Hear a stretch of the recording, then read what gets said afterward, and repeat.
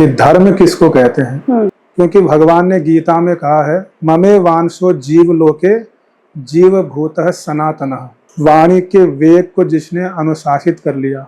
एक होता है भक्ति परक ज्ञान कि वासुदेव कृष्ण ही सर्वस्व है। उन्होंने भक्ति के ऊपर एक ग्रंथ लिखा है भक्ति रसामृत सिंधु।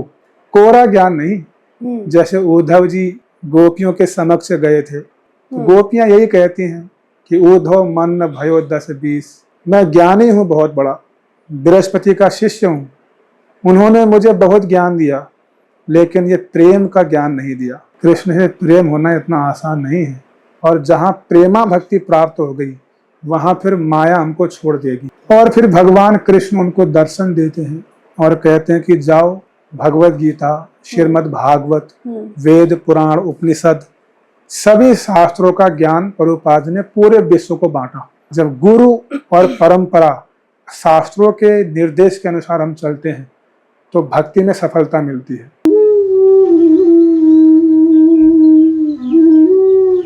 नमस्कार, भारत मेरे साथ चैनल पे आप सभी का स्वागत है। और आज है सही क्या है का ये एपिसोड। सही क्या है हमारे सनातन धर्म का एक सीरीज है जिसमें हम अच्छी पर्सनालिटीज को लाते हैं, अच्छे व्यक्तित्व को लाते हैं, जिनमें संत महात्मा आते हैं, साधु आते हैं और वो हमें बताते हैं कि सनातन की जो पद्धतियाँ हैं, सही सनातन क्या है, सनातन धर्म क्या है, धर्म क्या है, भक्ति क्या है। ऐसे कई सारे प्रश्न हम उनसे करते हैं और शास्त्रों के अनुसार वो हमें बताते हैं कि असल में हमारा अपना धर्म जो है वो क्या है और क्या हम भटक रहे हैं। इसलिए हमने इस सीरीज को लॉन्च किया था। आज मेरे साथ है लक्ष्मी नरसिम्हा प्रभु जी, जो इस्कॉन मंदिर से हमारे स्टूडियो में पधारे हैं, और मैं इनका आभार प्रकट करती हूँ कि आज हमारा स्टूडियो जो है वो पवित्र हो गया है इनके चरणों से। तो प्रभु जी आपका बहुत बहुत स्वागत है आज चैनल पे। और उन्होंने एक बार में माना कि मैं आपके जो है सनातन के बारे में शास्त्रों के अनुसार ये बताएंगे हमें कि हमारे धर्म की पद्धतियाँ क्या है, भाव क्या है, भक्ति क्या है। तो प्रभु जी सबसे पहले बहुत बहुत स्वागत है। तो हमने ये सीरीज जो लॉन्च किया है इसमें कई सारे लोग, नारायण गिरी जी बुद्धेश्वर मंदिर से आए हैं, कौशिक व्यास जी गुजरात के एक महंत है वो हमारे साथ जुड़े थे। तो कई सारे लोग जो हैं सही क्या आए हैं और आज आपका हम स्वागत कर रहे हैं। तो मैं आपसे भी यही पहला प्रश्न पूछूंगी कि सनातन के बारे में आजकल सबसे ज़्यादा चर्चा हो रही है। तो ऑफ कैमरा कई बार आपने मुझसे कहा कि रील, शॉर्ट और पॉडकास्ट के द्वारा बहुत गलत चीज़ें भी जो है फैक्ट्स और फिगर्स के हिसाब से अगर हम देखें तो नेट पे चली जाती है और गलत धारणाएं बन जाती हैं।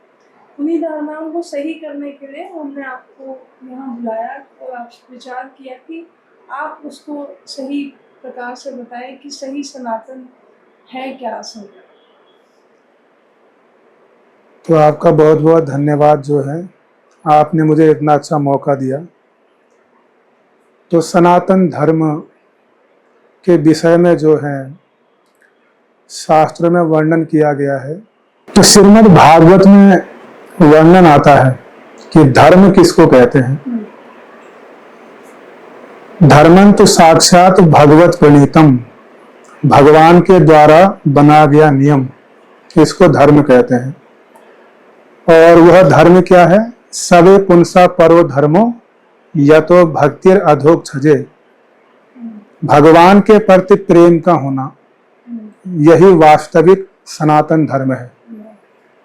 कृष्ण के प्रति प्रेम का होना, और जब भगवान के प्रति प्रेम होगा तो जो उनके पुत्र हैं सभी लोगों के प्रति अपने आप प्रेम होगा।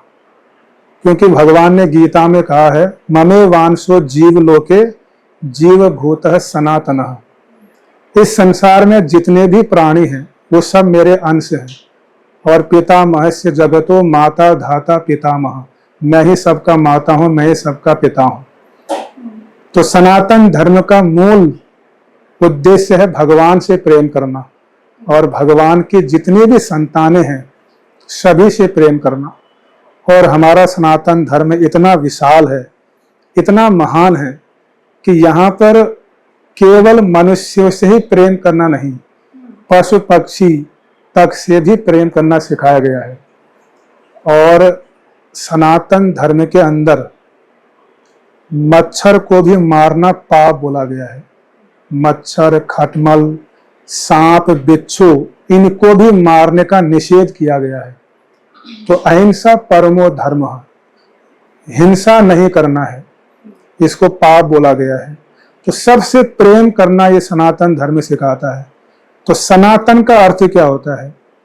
सनातन का अर्थ होता है जो हमेशा था, हमेशा है और हमेशा रहेगा, उसी को कहते हैं सनातन। और सनातन धर्म क्या है? प्रेम। प्रेम हमेशा था और हमेशा है, हमेशा रहेगा।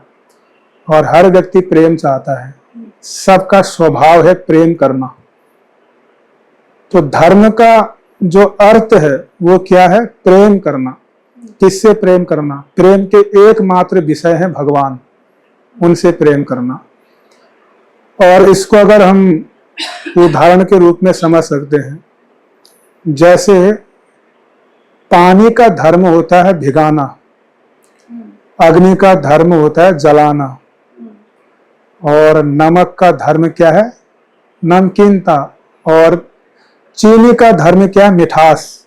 जैसे चीनी का धर्म मिठास है, हम मिठास को चीनी से अलग नहीं कर सकते हैं। अग्नि का धर्म क्या है? जलाना, ताप देना, तो उसको हम अलग नहीं कर सकते हैं। पानी का धर्म क्या है? भिगाना, तरलता, उसको हम पानी से अलग नहीं कर सकते हैं। उसी प्रकार आत्मा का सनातन धर्म क्या है? परमात्मा से प्रेम करना। और इस आत्मा के इस स्वभाव को, जिसको हम सनातन स्वभाव कह सकते हैं, सनातन धर्म कह सकते हैं, तो आत्मा का धर्म क्या है? भगवान से प्रेम करना। यही वास्तव में सनातन धर्म है। और प्रत्येक जीव, प्रत्येक आत्मा का यह नित्य धर्म है, नित्य स्वभाव है प्रेम करना, वो उसका धर्म है। अब समस्या क्या हो गई कि माया के अधीन होकर हम अपने स्वभाव को भूल गए हैं। जो हमारा स्वभाव था प्रेम करना, वो काम में परिणत हो गया। यानी कामनाएं, भौतिक कामनाएं, ईर्ष्या, द्वेष, इस सब चीजों में वो आत्मा का जो स्वभाव था प्रेम, वो विकृत हो गया। जैसे पानी अगर बर्फ बन जाए कुछ समय के लिए, लेकिन पानी का जो वास्तविक स्वरूप है वो बर्फ नहीं है, वो किन्हीं कारणों से बर्फ बना हुआ है। लेकिन अगर वो बर्फ पिघल जाए तो पानी का वास्तविक स्वरूप नजर आएगा। उसी प्रकार आत्मा ने जो है अपने आप को ये भौतिक शरीर मान लिया है। मैं मनुष्य हूं, मेरा नाम ये है, मैं इस देश का हूं, मैं इस भाषा को जानता हूं, मैं भारतीय हूं, मैं अमेरिकन हूं। इन सब चीजों से हमने अपना परिचय, अपना संबंध स्थापित कर लिया है। लेकिन आत्मा का स्वभाव क्या था? प्रेम करना। और आत्मा कौन है? भगवान का अंश है। अहम ब्रह्म अस्मि, मैं तो ब्रह्म का अंश हूं, मैं तो भगवान का अंश हूं, भगवान का पुत्र हूं। इसको न समझकर हमने क्या मान लिया? मैं इस देश का हूं, मैं इस जाति का हूं, मैं इस धर्म का हूं, मैं इस संप्रदाय का हूं। तो ये सब क्या है? विकृत रूप है। और वास्तविक रूप क्या है? सब आत्मा है। और सबका धर्म क्या है? परमात्मा से प्रेम करना और एक दूसरे से प्रेम करना। सब में आत्मा को देखना, परमात्मा को देखना। ईश्वर सर्वभूतानां हृदय अर्जुन तिष्ठति। सबके हृदय में परमात्मा का दर्शन करना, सबके हृदय में आत्मा का दर्शन करना, ये सनातन धर्म सिखाता है। यही सनातन धर्म है। अगर एक ही वाक्य में कहूं सनातन धर्म का अर्थ, जीव और परमात्मा यानी आत्मा और परमात्मा के नित्य संबंध को स्थापित कराना, आत्मा के परमात्मा के साथ प्रेम को स्थापित कराना, यही सनातन धर्म का मुख्य उद्देश्य है। और इसमें जैसे आपने कहा कि सनातन धर्म प्रेम का है, तो अनुशासन एक चीज और होती है जो आप धर्म के साथ लेके चलते हैं। जब तक अनुशासन ना हो तब तक धर्म को संभालना बड़ा एक बड़ा कठिन काम है। तो अनुशासन आप इसमें समझाइए कि अगर आप धर्म की तरफ बढ़ते हैं या आप अपनी दिनचर्या में भी अगर कोई भी धार्मिक कार्य करते हैं तो आपको कितना अनुशासित होना चाहिए, अनुशासन कितना महत्व रखता है? इस संसार में जब हम कोई भी वस्तु प्राप्त करते हैं या कुछ भी डिग्री को प्राप्त करते हैं तो अनुशासित होना बहुत जरूरी है। जैसे हम लोग मान लो पीएचडी करते हैं या मेडिकल की पढ़ाई करते हैं, कुछ भी कर रहे हो, तो अगर आप अनुशासित नहीं होंगे तो आप उसको प्राप्त नहीं कर पाओगे। अपने लक्ष्य को, अब आपका जो लक्ष्य है, आपका जो उद्देश्य है, उसको बिना अनुशासित हुए आप प्राप्त कर ही नहीं सकते हो। उसी प्रकार जहां भगवान की बात है, आध्यात्मिकता की बात है, जहां कृष्ण को प्राप्त करने की बात है, वहां तो अनुशासित होना ही पड़ेगा। बिना अनुशासित हुए कोई भी व्यक्ति आध्यात्मिक मार्ग में आगे नहीं बढ़ सकता है। इसलिए तो भगवान ने गीता में कहा है कि जो व्यक्ति कम खाता है या बहुत अधिक नहीं खाता है, यानी बिल्कुल उतना ही ग्रहण करता है जितने शरीर को आवश्यकता है, और 6 घंटे की नींद लेता है, तो नियम में जो रहता है वही व्यक्ति भगवान को प्राप्त कर सकता है। बिना नियम में रहे हम भगवान को प्राप्त कर ही नहीं सकते हैं। इसलिए रूप गोस्वामी कहते हैं, वाचो वेगम मनस क्रोध वेगम जीवा वेगम उदर उपस्थ वेगम। जिसने वाणी के वेग को कंट्रोल कर लिया, यानी वाणी के वेग को जिसने अनुशासित कर लिया, जिसने मन को जीत लिया, जिसने इंद्रियों को जीत लिया, ऐसा व्यक्ति संपूर्ण पृथ्वी में गुरु बनने योग्य है, सबको अपना शिष्य बना सकता है, और वही व्यक्ति आध्यात्मिक मार्ग में आगे बढ़ सकता है। अत्याहार प्रयास नियमाग्रह, जैसे रूप गोस्वामी कहते हैं कि अधिक भोजन मत करो, बहुत ज्यादा फालतू की बातें मत करो, उतना ही बोलो जितनी आवश्यकता है, और इस प्रकार नियम में रहकर भगवान का चिंतन करो। तो अनुशासित होना बहुत आवश्यक है। इस्कॉन में तो प्रभुपाद जी ने बहुत कठोर नियम दिए हैं। हम लोग भारत के अन्य मंदिरों में जाते हैं, वहां नियम देखने को नहीं मिलता है। मंदिर बहुत प्राचीन होते हैं और बहुत महिमा है उन मंदिरों की, और वहां पूजा भी बड़े नियम से होती है, इसमें कोई भी संशय नहीं है। लेकिन जहां समय की बात आती है, नियम की बात आती है, वो देखने को नहीं मिलता है। आप कहीं भी चले जाओ, आरती मान लो 12 बजे होनी है, तो कभी कभी क्या होता है 12:15 हो जाता है, कभी 12:30 शुरू होती है, कभी 12 बजे शुरू होती है। एक टाइम उनका फिक्स नहीं होता है। इस्कॉन का स्टैंडर्ड इतना हाई है, इस्कॉन में प्रभुपाद जी ने ऐसा अनुशासन दिया है कि 4:30 में मंगल आरती होनी है तो होनी है। पूरे विश्व के इस्कॉन मंदिर में कहीं भी आप चले जाओ, 4:30 बजे मंगल आरती होगी, 7:15 में दर्शनारती होगी, 7:30 में गुरु पूजा होगी, 8 बजे भागवतम क्लास होगी, 9 बजे प्रसादम होगा।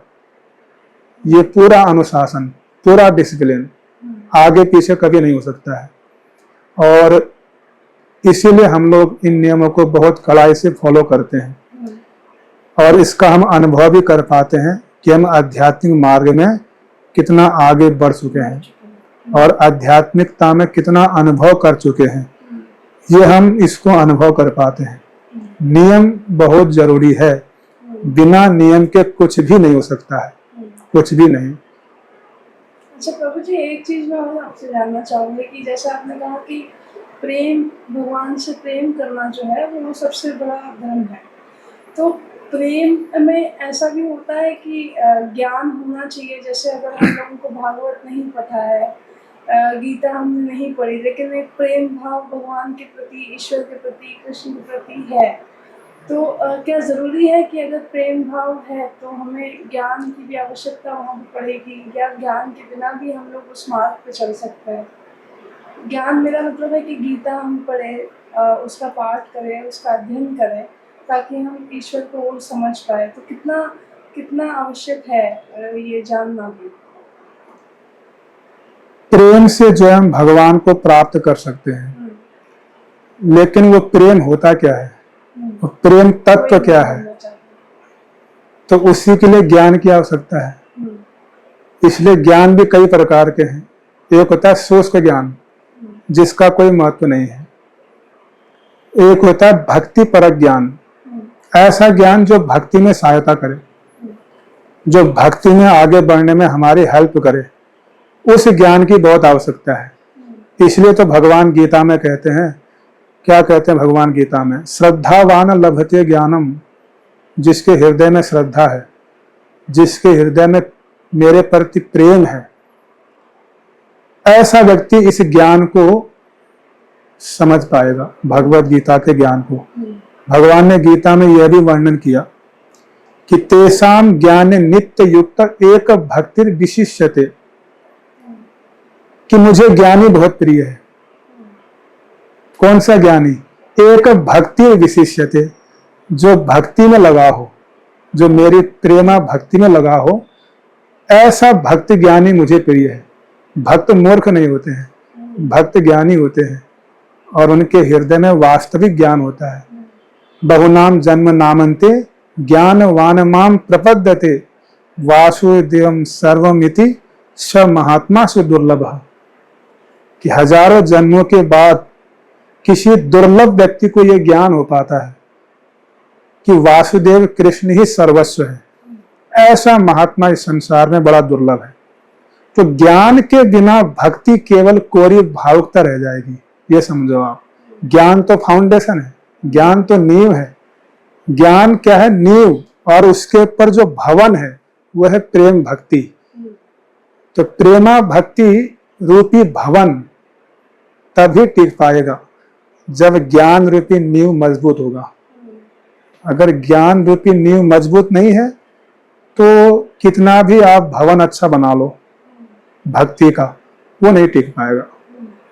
इसलिए हमें भावुक नहीं होना है। इसलिए रूप गोस्वामी जी ने इतने सारे ग्रंथ लिखे हैं।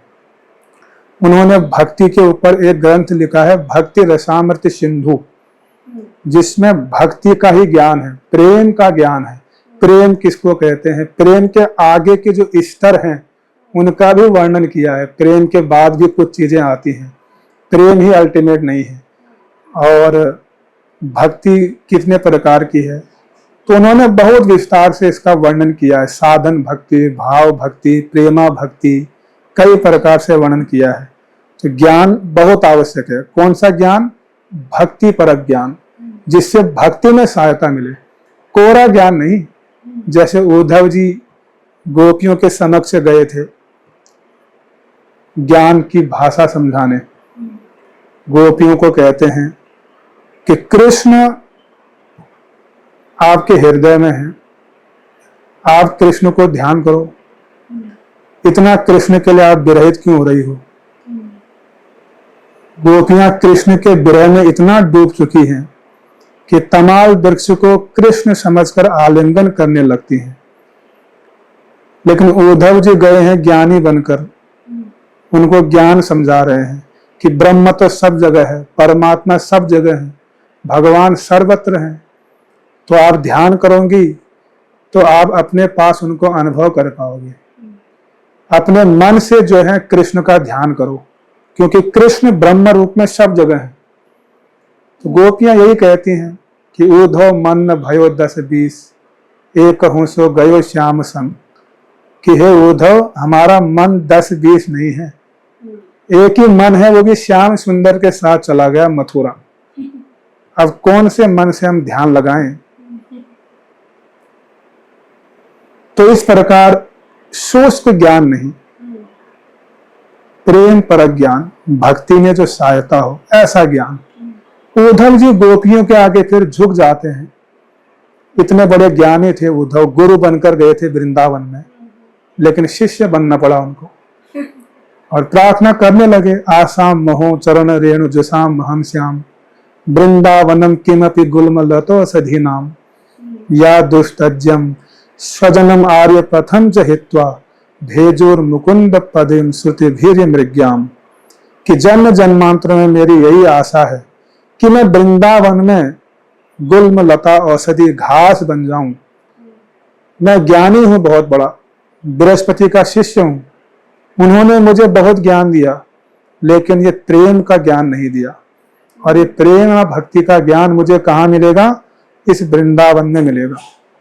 और गोपियों की चरणों की रज जब मेरे मस्तक पर पड़ेगी, तब मेरा ये शुष्क ज्ञान दूर हो जाएगा और प्रेम भक्ति का ज्ञान मुझे प्राप्त होगा, गोपियों की चरणों की रज की कृपा से।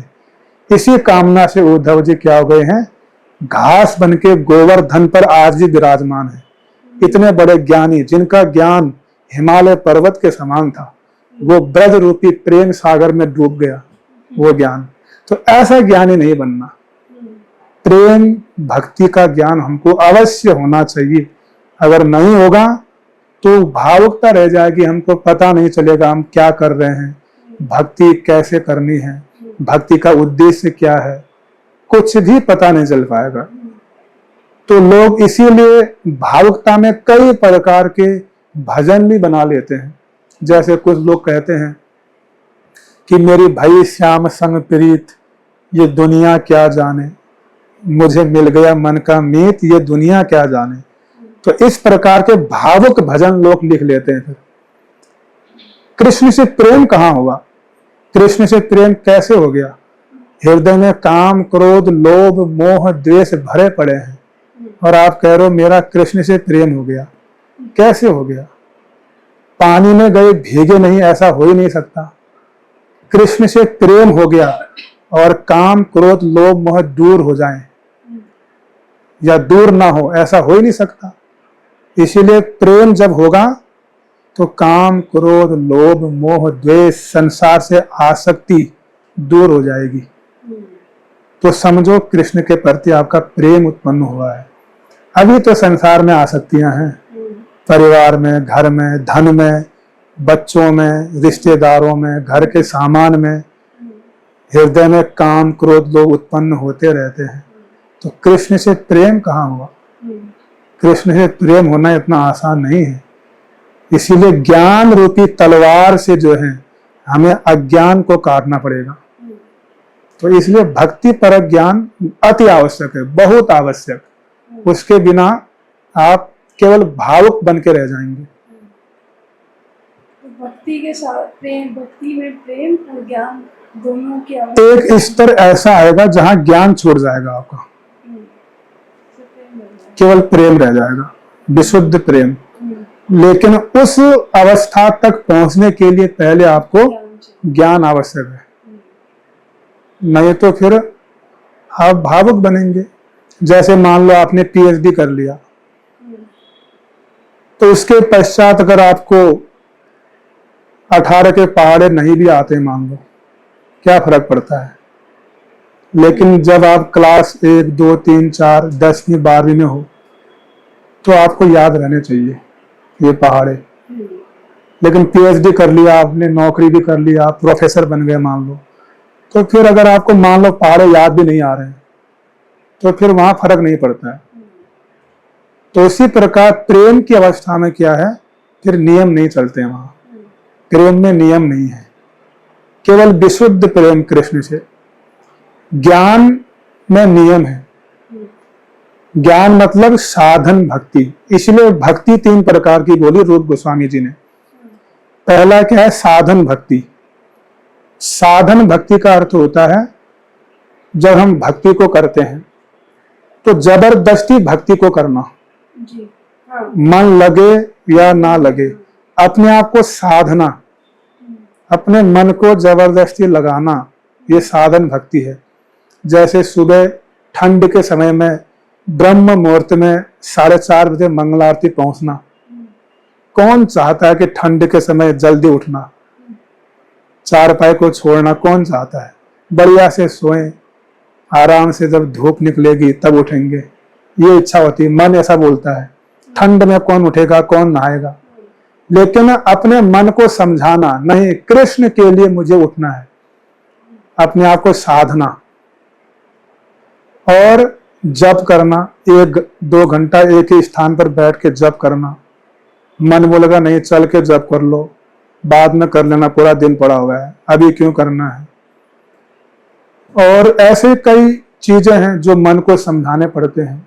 तो अपने आप को साधना है, डेली मंगल आरती जाना है, डेली जप करना है, डेली भागवतम सुनना है, डेली रीडिंग करना, डेली परिक्रमा करना ठाकुर जी की, डेली आरती में सम्मिलित होना, ये नियम बनाना, ये साधन।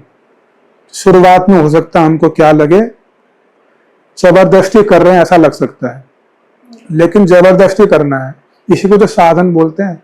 साधन करते करते करते, अभ्यास करते करते एक दिन भाव भक्ति की अवस्था में आएंगे। भाव भक्ति की अवस्था में जब पहुंच जाएंगे तो फिर वहां पर ये सब चीजें स्वाभाविक रूप में होने लगेंगी, अपने आप स्वाभाविक रूप में। और जब भाव भक्ति में परिपक्व हो जाएंगे हम, फिर प्रेमा भक्ति की अवस्था प्राप्त होगी। और जहां प्रेमा भक्ति प्राप्त हो गई, वहां फिर माया हमको छोड़ देगी और फिर कृष्ण का हमको साक्षात्कार होने लगेगा। फिर कृष्ण का हम अनुभव कर पाएंगे, कृष्ण से बातचीत कर पाएंगे, कृष्ण की लीलाओं में सम्मिलित हो पाएंगे। तो उस स्तर तक पहुंचने के लिए पहले साधन भक्ति करना होगा। ये सीढ़ी है, ये नहीं कि डायरेक्ट सबसे टॉप वाली सीढ़ी में आप चढ़ जाओ, ऐसा नहीं, नीचे से चढ़ना पड़ेगा एक एक करके, स्टेप बाय स्टेप। ऐसा नहीं कि सीधा जंप मार दिया आपने, गिरोगे धड़ाम से, आप हाथ पैर टूटेंगे उसमें। तो इसलिए क्या करना है, पहले साधन, पहले ज्ञान अर्जित करो, ज्ञान के द्वारा फिर भक्ति को शुरू करो, और भक्ति परिपक्व होगी, फिर भाव अवस्था आएगी, फिर प्रेमा अवस्था आएगी। फिर प्रेमा भक्ति में ये नियम नहीं रहेंगे, फिर आप मंगल आरती उठ रहे हो या नहीं उठ रहे हो, आप माला कर रहे हो कि नहीं कर रहे हो, इसका विचार ही नहीं आएगा। फिर वो स्वाभाविक होने लगेगा अपने आप। अभी क्या जबरदस्ती है। तो प्रभु जी, संन्यास क्या है? क्योंकि संन्यास को लेके बहुत ज़्यादा, अगर आप आज भी देखेंगे, संन्यास को लेके बड़े बड़े अटपटी चीज़ें, अभी हमने कुंभ में भी देखा, बहुत सारी चीज़ें ऐसी थी, बड़ी गलत धारणाएं भी है। लेकिन संन्यास, सनातन के अनुसार संन्यास असल में है क्या? क्योंकि कई सारे संन्यास की विवरण हमारे ग्रंथों में भी है, पुराणों में भी है कि संन्यास असल में होता क्या। तो शास्त्र अनुसार संन्यास हम किसे कहते हैं सनातन में? हमारे शास्त्रों में जो है 108 प्रकार के सन्यासियों के नाम दिए गए हैं। 108 प्रकार के सन्यासियों के नाम हैं। और सन्यास का जो वास्तविक अर्थ है वो क्या है, मन, वाणी और शरीर के द्वारा भगवान को समर्पित होना, यही सन्यास है। और वो कोई भी हो सकता है, चाहे गृहस्थ में रहे, चाहे वन में रहे, कहीं भी रहे, जो अपने मन, वाणी के द्वारा, शरीर के द्वारा संपूर्ण रूप से भगवान का चिंतन कर रहा है, भगवान को समर्पित है, ऐसा व्यक्ति वास्तविक रूप में सन्यासी है। ये नहीं कि आपने गेरुआ वस्त्र पहन लिया और आप घूम रहे हो समाज में, लेकिन हृदय में संसार बसा हुआ है, हृदय में भौतिक कामनाएं भरी पड़ी हैं, तो फिर वो तो मिथ्याचार है। भगवान ने बोला मिथ्याचारी, वो सन्यासी नहीं है। जैसे रावण था, रावण भी सन्यास के वेश में आया बाहर से, लेकिन हृदय में क्या थी, कपटता, भोग हृदय में, तो वो सन्यास नहीं है। यथार्थ सन्यासी वही है जो अपने मन, वचन, हृदय, वाणी, शरीर के द्वारा भगवान को समर्पित हो संपूर्ण रूप में, जिसके हृदय में भौतिक कामना ना हो, जिसके हृदय में संसार की आसक्ति ना हो, ऐसा व्यक्ति वास्तविक रूप में सन्यासी है। कृष्ण, जैसे हम लोग आजकल देखते हैं योगा का जो है प्रचार ज़्यादा हो रहा है, मतलब शारीरिक रूप से अपने आप को स्वस्थ करने के लिए हम उसे योगा कह रहे हैं। लेकिन जब हम गीता में पढ़ते हैं तो कृष्ण ने योग की बड़े विवरण, बहुत सारे वर्णन दिए हुए हैं, बहुत सारी परिभाषाएं दी हुई हैं। धर्म योग है, ज्ञान योग है, भक्ति योग है। तो आप अगर कृष्ण के योग को एक ब्रीफ में हमें समझा सके कि जो हम योगा की तरफ जा रहे हैं वो तो ठीक है, वो एक फिटनेस रिजाइन में वो कर सकते हैं, लेकिन कृष्ण का योग क्या है? गीता में भगवान ने कर्म योग, ज्ञान योग, भक्ति योग, अष्टांग योग, ध्यान योग इत्यादि का वर्णन किया बड़े विस्तार से। और एक होता है शारीरिक व्यायाम, शरीर को फिट रखना, ये व्यायाम है, ये योग नहीं है। योग का अर्थ होता है जुड़ना।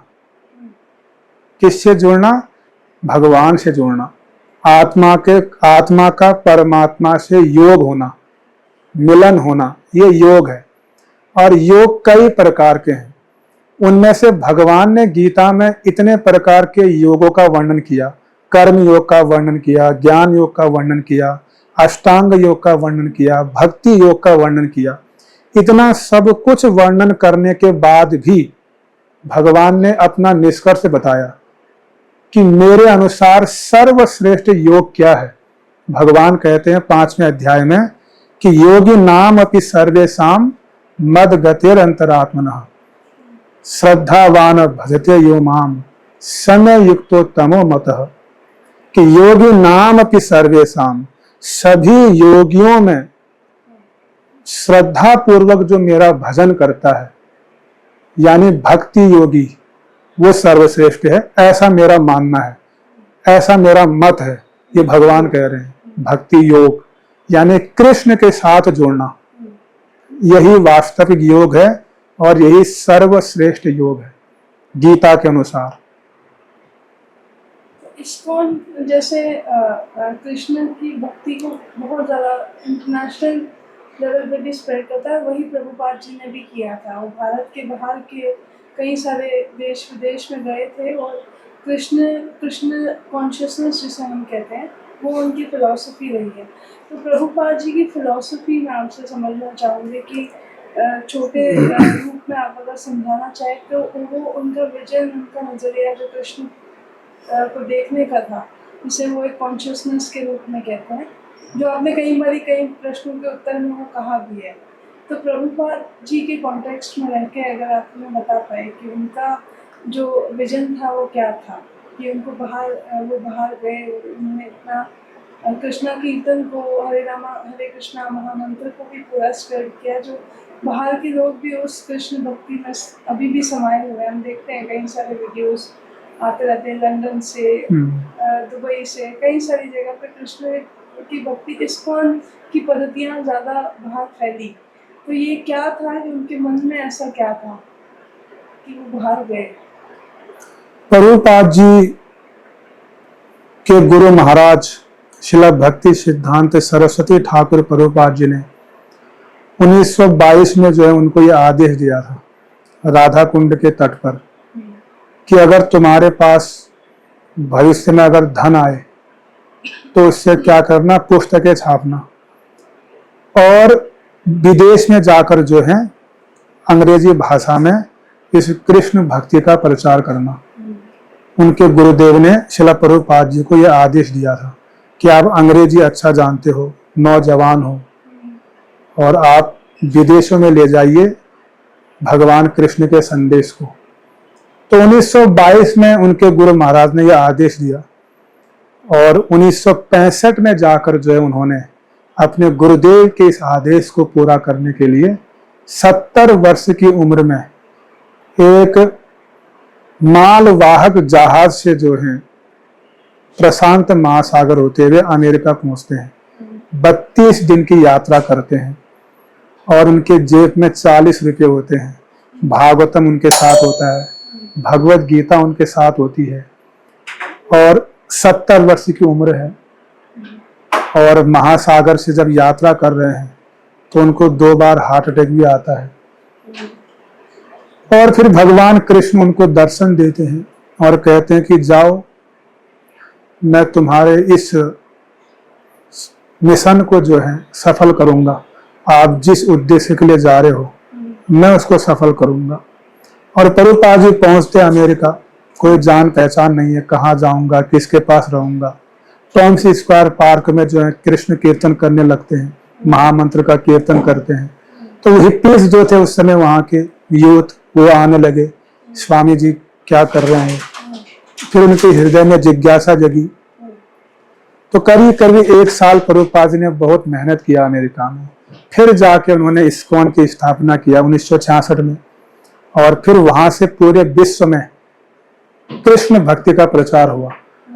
तो गुरु महाराज की आज्ञा थी अमेरिका चले, और उनके हृदय में भी ये एक इच्छा थी, क्योंकि उन्होंने भारत में लगभग 25 वर्षों तक संघर्ष किया, कृष्ण भक्ति का प्रचार किया, सफलता नहीं मिली। लेकिन प्रभुपाद जी ने मन में सोचा कि अगर मैं अमेरिका जाऊंगा, अमेरिकन लोग अगर इसको स्वीकार करेंगे तो भारतीय लोग अपने आप स्वीकार कर लेंगे, क्योंकि भारतीय लोग क्या है, नकलची हैं, अमेरिकन को नकल करते हैं। तो प्रभुपाद जी सोचते हैं कि अमेरिका इतना आगे आज, जहां भारत 200 साल बाद पहुंचेगा, तो क्यों ना उनको दिया जाए ये ज्ञान। अगर वो इसको एक्सेप्ट करेंगे तो इंडियन लोग अपने आप एक्सेप्ट कर लेंगे। और भारत से जब अमेरिका जाते हैं प्रभुपाद जी, तो वो कहते हैं कि मैं अपने साथ जो है सफेद हाथियों को लेके आऊंगा। और जब भारत लौटते हैं प्रभुपाद जी, तो 100 शिष्यों को लेके आते हैं, धोती कुर्ते में होते हैं सब। और नई दिल्ली में उस समय के जो प्रधानमंत्री हैं लाल बहादुर शास्त्री, वो उनका स्वागत करते हैं, वेलकम करते हैं। तो प्रभुपाद जी ने इस प्रकार अपने गुरु की आज्ञा का पालन किया। वास्तव में प्रभुपाद जी ने जो भी हमको दिया है वो शास्त्रों का ही ज्ञान है। भगवत गीता, श्रीमद् भागवत, वेद, पुराण, उपनिषद, सभी शास्त्रों का ज्ञान प्रभुपाद जी ने पूरे विश्व को बांटा। प्रभुपाद जी ही एकमात्र ऐसे संत हुए जिन्होंने पहली बार भारत से बाहर जाकर भगवत गीता का ज्ञान दिया, श्रीमद् भागवतम दिया, तुलसी जी विदेश में पहुंचाई, गंगा जी की महिमा को बताया, भगवान कृष्ण की महिमा को उनको बताया, जिनको धर्म संप्रदाय कुछ पता नहीं है, ऐसे लोगों को भी कृष्ण भक्ति का ज्ञान दिया, उनको आप गुरु संन्यास के स्तर तक पहुंचा दिया। ये थी श्रील प्रभुपाद जी की कृपा। इसलिए तो गीता प्रेस के जो संस्थापक हुए भाई जी श्री हनुमान प्रसाद पोद्दार जी, जिन्होंने गीता प्रेस से इतने पुराण शास्त्रों को छपवाए,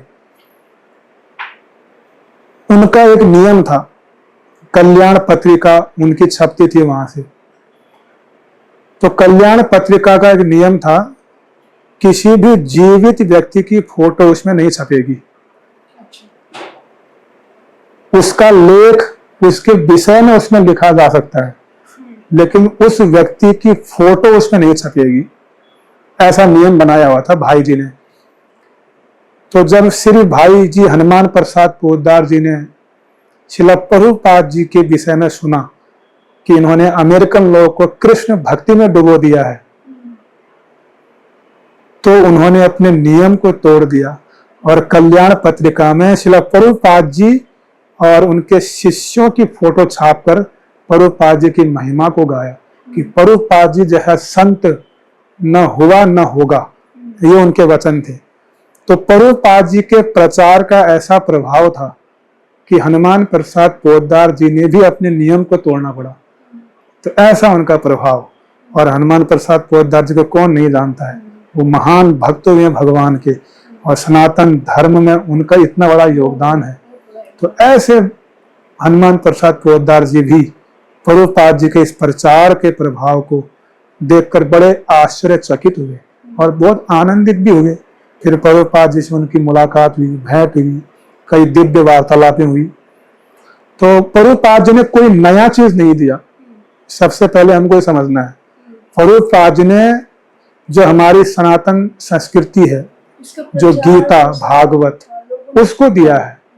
तो प्रभुपाद जी का जो नजरिया है वो शास्त्रों का नजरिया है। पूर्ववर्ती आचार्यों ने जो हमको शिक्षा दी है, महाजनों की जो परंपरा है, उसी को प्रभुपाद जी ने विश्व में फैलाया। और उनका भी वही नजरिया है जो हमारे पूर्ववर्ती महान संतों का रहा है। और इस्कॉन में जो मतलब कड़े नियम है, इस्कॉन के जो नियम है वो भी शास्त्रों के आधार पर ही है, वो कोई नए नियम नहीं है।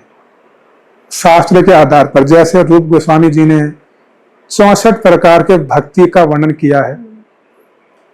उसमें से जैसे मंदिर मार्जन करना, ठाकुर जी को प्रणाम करना, भगवान के आगे कीर्तन करना, भागवतम को बोलना, भागवत को सुनना और आरती करना, ब्रह्म मुहूर्त में स्नान करके भगवान के समक्ष जाना, इस बहुत सारे भक्ति के नियम हैं। इन नियमों को प्रभुपाद जी ने इस्कॉन में बहुत कठोरता से लागू किया कि भक्ति के जो नियम है, साधन भक्ति के नियम, इनका बड़े कड़ाई से पालन होना चाहिए इस्कॉन में। इसमें आलस नहीं बनना है, आलसी नहीं बनना है, क्योंकि कलयुग के लोगों का स्वभाव आलसी होने का है। भागवत जी में कहा गया है, प्रायण अल्प आयुष कलो अस्मिन् युगे जनाः मंदः सुमंद मतयो मंदः भाग्य हिपादृतः। प्रायण अल्प आयुष, प्रायः अल्प आयु के होते हैं कलयुग में लोग, मंद बुद्धि के होते हैं और दुर्भाग्यशाली होते हैं और डिस्टर्ब रहते हैं, हर समय मन में चिंताएं रहती हैं और आलसी होते हैं। कलयुग के लोगों का लक्षण तो शास्त्रों में पहले से बता दिया है भागवत में, तो इसीलिए इसमें कोई आश्चर्य नहीं है। इसीलिए आलसी नहीं बनना है। प्रभुपाद जी कहते थे आलसी मत बनो, इसलिए बड़े कड़ाई से उन्होंने भक्ति के अंगों को फॉलो करने के लिए कहा। और इस्कॉन आज प्रभुपाद जी के उन सिद्धांतों को बड़े कड़ाई से पालन करता है। इसलिए तो इतनी सफलता मिली है। जब गुरु और परंपरा शास्त्रों के निर्देश के अनुसार हम चलते हैं तो भक्ति में सफलता मिलती है। तो आखिरी प्रश्न मैं आपसे यही लेना चाहूंगी, क्योंकि इस्कॉन में नाम जप का महत्व बहुत अधिक है कि मंत्र जप, नाम जप करना चाहिए। नाम जप के फल क्या है? क्योंकि हम लोग जो मुक्ति करते हैं आजकल, वो इच्छा, आस्था कम होती है, इच्छा अधिक होती है कि अगर मैं अधिक से अधिक नाम जप करूँ तो मुझे फल मिले।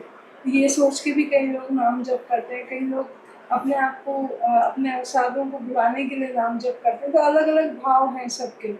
तो नाम जप के फल क्या हैं? केवल आप नाम जप करें या मंत्र जप करें, जो हरे कृष्णा हरे राम मंत्र है, उसका अर्थ क्या है और उसका फल क्या है? सबसे पहले तो हमको ये समझना है कि ये जो नाम की महिमा है, ये इस्कॉन ने इसको प्रचार, या इस्कॉन में ही ये नहीं है, या इस्कॉन ने ये नियम नहीं बनाया है नाम की महिमा पर। ये तो शास्त्रों में है। शास्त्रों में कहा गया है, हरेर नाम हरेर नामेव केवलम कलौ नास्तेव नास्तेव नास्तेव गतिरन्यथा। इस कलयुग में केवल हरि का नाम, भगवान का नाम ही एकमात्र साधन है इस संसार से मुक्त होने का। और कलयुग केवल नाम आधारा सुमेरि सुमेरि नर उतर ही पारा। सभी शास्त्रों ने, सभी संतों ने यही उपदेश दिया है कि कलयुग में नाम के द्वारा ही हम क्या होंगे, इस संसार से मुक्त हो पाएंगे, अपना उद्धार कर पाएंगे। भागवत जी में कहा गया, कलेर दोष निधे राजन अस्तिव महान गुण कीर्तना देव कृष्ण से मुक्त संग परम ब्रजेत। कि कलयुग में हजारों दोष हैं, हजारों पाप हैं, लेकिन एक महान गुण है, वो क्या है? भगवान कृष्ण का नाम।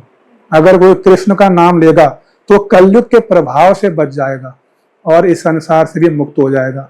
इसीलिए शास्त्रों के अनेक अनेक प्रमाणों को देखते हुए, अनेक साधुओं के उपदेशों को, उनके आदेशों को ध्यान में रखते हुए इस्कॉन ने जो है नाम की महिमा पर इतना जोर दिया है, नाम के प्रचार में इतना जोर दिया इस्कॉन ने।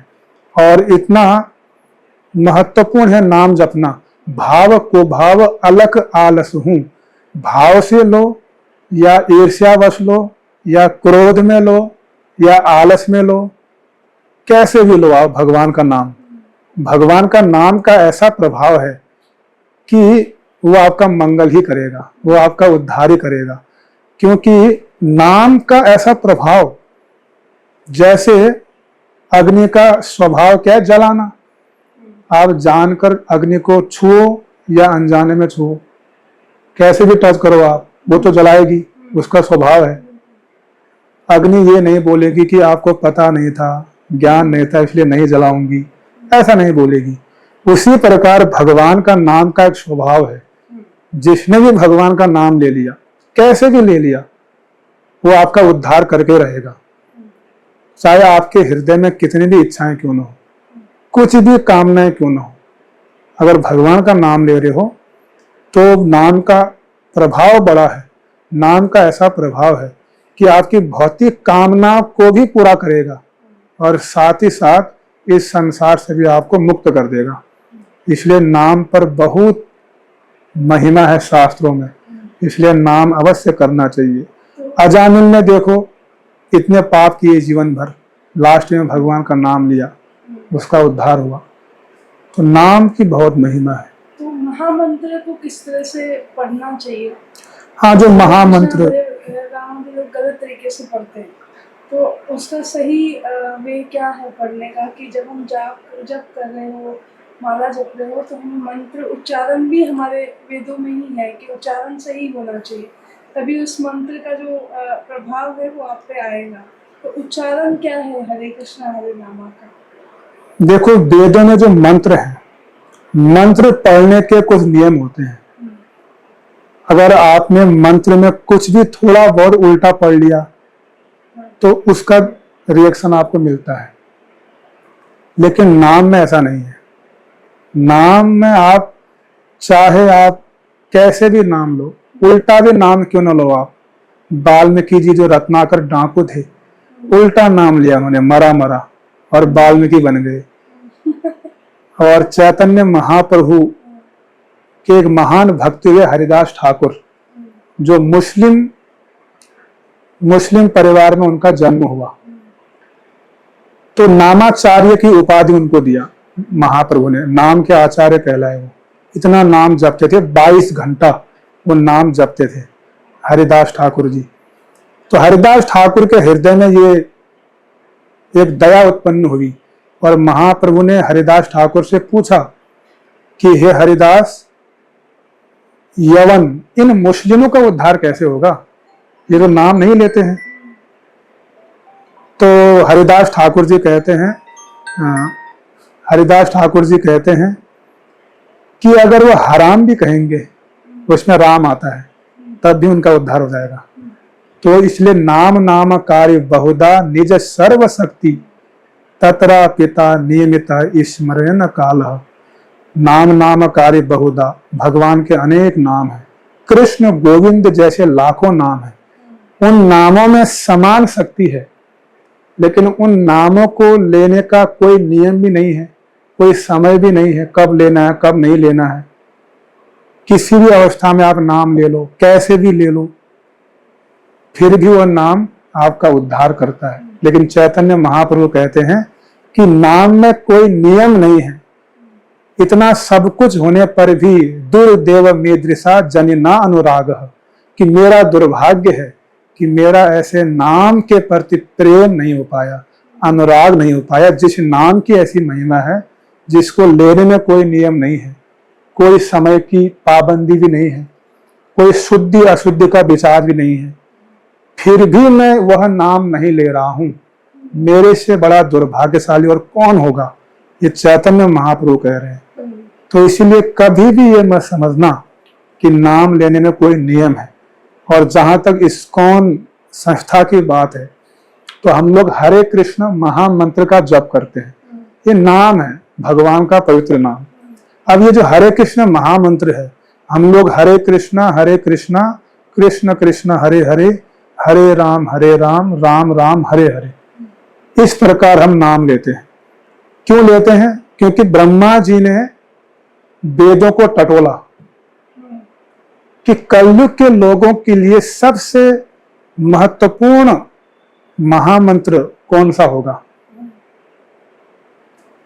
तो ब्रह्मा जी को कलि संतरण उपनिषद में यह मंत्र मिला, इति षोडशगम नाम कलि कल्मष नाशनम नातः परतर उपाय सर्व वेदेषु दृश्यते। ब्रह्मा जी कहते हैं कि मैंने सारे वेदों को देख लिया और ये जो महामंत्र है, ये सबसे महत्वपूर्ण मंत्र है कलयुग में भगवान को प्राप्त करने का। यद्यपि अगर कोई ओम नमः भगवते वासुदेवाय या श्री नारायण या राम राम या अन्य मंत्र भी जप रहा है, तो वो गलत नहीं है, क्योंकि भगवान के नामों में समान शक्ति है। लेकिन महामंत्र की एक विशेषता है। क्या विशेषता है? ये ब्रह्मा जी ने स्पेशली रिकमेंड किया है, स्पेशली जो है कलयुग के लोगों के लिए सुझाव दिया है कि इस महामंत्र को आप जपोगे तो जल्दी से आप भगवत प्राप्ति कर लोगे, जल्दी आपको सिद्धि मिलेगी। और इसी महामंत्र को श्री चैतन्य महाप्रभु ने बड़े विस्तार से इसी महामंत्र का प्रचार किया। इसलिए इस्कॉन में हम इस महामंत्र को जपते हैं, इसी को कीर्तन करते हैं और इसी का ही प्रचार करते हैं। बाकी अगर कोई अन्य भगवान के नाम लेना चाह रहा है, इसमें कोई असुविधा नहीं है, कोई विरोधाभास नहीं है। लेकिन हमारा जो परंपरा है उसमें ये महामंत्र चलता आ रहा है, इसीलिए हम इसको क्या करते हैं, इसी को बोलते हैं, इसी का कीर्तन करते हैं, इसी का ही प्रचार करते हैं। और इसमें भी कई भाव हैं। फिर महामंत्र के कई अर्थ हैं, कई भाव हैं। हम तो राधा कृष्ण के उपासक हैं, तो महामंत्र में जो हरे कृष्ण, जो हरे का अर्थ है वो राधा रानी है। और जो हरे राम आता है उसमें, वहां भी हरे का अर्थ क्या है? राधा। राम का अर्थ है रमण, राधा रमण। हरे राम का क्या अर्थ हो गया? राधा रमण। तो जो सीताराम के उपासक हैं उनके लिए हरे का अर्थ सीता जी हो जाएगा और राम का अर्थ उनके पति सीताराम। तो भाव के अनुसार नाम का भी अर्थ बदल जाएगा, क्योंकि नाम भी अनंत है। तो नाम का एक ही अर्थ होगा ऐसा नहीं है, व्यक्ति के भाव के अनुसार नाम उस रूप में प्रकट होंगे उसके समक्ष। इसलिए कोई लिमिटेशन नहीं है कि नहीं नहीं यही अर्थ है, ऐसा नहीं। जैसा भाव है वैसा नाम आपके समक्ष से प्रकट होगा। लेकिन महामंत्र वही रहेगा, केवल भाव के अनुसार उसका अर्थ बदल जाएगा। इसलिए हम जो हमारा संप्रदाय है, हम लोग राधा कृष्ण के अनन्य उपासक हैं, तो इसलिए हमारे लिए वो राधा कृष्ण परक ही अर्थ होगा उस नाम का। सीताराम के उपासकों के लिए वो सीताराम ले सकते हैं, लक्ष्मी नारायण के उपासक लक्ष्मी नारायण का अर्थ ले सकते हैं। तो हमारे लिए राधा कृष्ण है। तो जितने भी लोग हरे कृष्णा हरे रामा मंत्र का जाप करते हैं, तो प्रभु जी का ये वीडियो, ये वाला जो उत्तर उन्होंने दिया खास तौर से, उसमें उन्होंने समझाया कि भाव जो है उसके अनुसार नाम प्रकट हो सकते हैं। और ये भाव कौन बताएगा? ये भाव गुरु बताते हैं, परंपरा बताती है। वो परंपरा में एक ही भाव चलता आता है, उसी को मंत्र बोलते हैं, उसी को दीक्षा के समय ये मंत्र दिया जाता है। तो वो भाव परंपरा से हमको प्राप्त होता है, वो मोड, कि उस मोड में हमको उसको जपना है। तो प्रभु जी, बहुत सारी ज्ञानवर्धक चर्चा हमने आपके साथ की और मैं आपसे अनुरोध करूंगा कि समय और दीजिएगा, क्योंकि अभी कई सारे प्रश्न और मेरे मन में हैं जो मैं आपसे पूछना चाहूँगी। तो इसी के साथ हम लोग इस एपिसोड का अंत करते हैं और बहुत सारे बातें आपको इस एपिसोड से मिलेगी। पूरा वीडियो देखिएगा ध्यान से, और ग्रंथों के अनुसार उन्होंने सब चीज़ों के तर्क वितर्क हमें बताए और प्रभुपाद के बारे में इतनी अच्छी बातें हमें बताई। तो आपका बहुत बहुत आभार यहाँ आने के लिए। आज हमारा जो स्टूडियो है वो एकदम शुद्ध हो गया और हमें भी जो है भागवत की कई सारी बातें आज समझ में आई हैं। तो हमारा भी ज्ञानवर्धन होता है और हमारे कार्य का सबसे सुंदर जो चीज़ है वो यही है कि ऐसे लोग हमारे यहाँ पे आते हैं, ऐसे व्यक्तित्व आते हैं जो हमें इतना ज्ञान देते हैं। तो आप सभी का धन्यवाद और देखते रहिएगा भारत मेरे साथ की सही क्या है सीरीज। धर्म सनातन धर्म के बारे में हम प्रभु जी से फिर से एक बार चर्चा करेंगे। कई सारे प्रश्न जिज्ञासाओं के साथ में फिर आपसे मिलूंगे और मिलते रहेंगे। तो आपका बहुत बहुत आभार प्रभु जी। तो इसी के साथ इस वीडियो को हम अंत करते हैं। धन्यवाद। हरे कृष्ण।